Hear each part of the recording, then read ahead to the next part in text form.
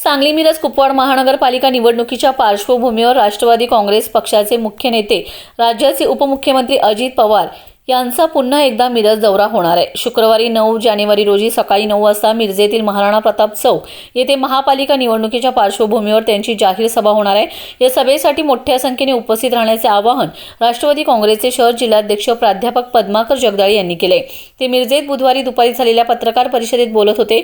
सांगली मिरज कुपवाड शहर महानगरपालिका निवडणुकीची रंगत आता वाढली असून परवाच भाजपकडून मुख्यमंत्री देवेंद्र फडणवीस यांची सांगलीत जाहीर सभा संपन्न झाली होती।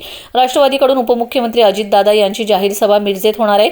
सांगली मिरज आणि कुपवाड महानगरपालिका निवडणुकीत राष्ट्रवादी काँग्रेस पक्ष हा 33 जागांवर लढत आहे, तर भाजप हा सर्वच्या सर्व 78 जागांवर लढणार असून राष्ट्रवादीकडून सत्ता स्थापन करण्यासाठी राष्ट्रवादीशिवाय पर्याय नसल्याचं बोललं जात आहे।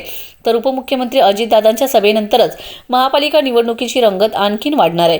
यावेळी उपमुख्यमंत्री अजितदादा पवार हे उद्योजक शरद जाधव यांच्या घरी भेट देणार आहेत। यावेळी परिषदेसाठी आमदार इद्रिस नायकवडी, ज्येष्ठ नेते किशोरदादा जामदार यांच्यासह असंख्य राष्ट्रवादीचे कार्यकर्ते आणि राष्ट्रवादीचे उमेदवार यावेळी उपस्थित होते।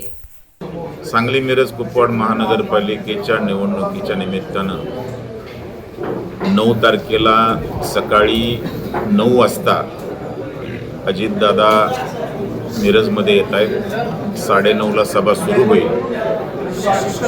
आमच्या तिन्ही शहराचे मिळून जे 33 उमेदवार आहेत त्यांच्या प्रचारासाठी दादा येत आहेत। दादा येत असताना या सांगली मिरज कुपवाड महापालिकेचा एक रोडमॅप आम्ही केलेला आहे, त्याची घोषणा ते करतील।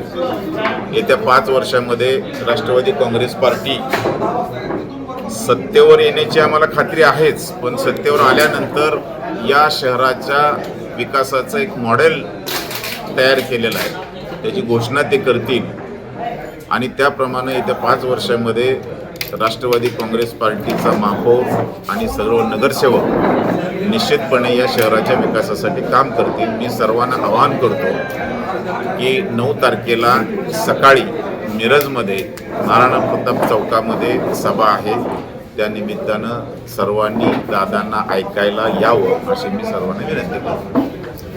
आणि एक महत्त्वाचं विजयी होऊ शकतील असेच उमेदवारांना आम्ही उभा केलेला आहे, त्यामुळं काही अडचण नाही।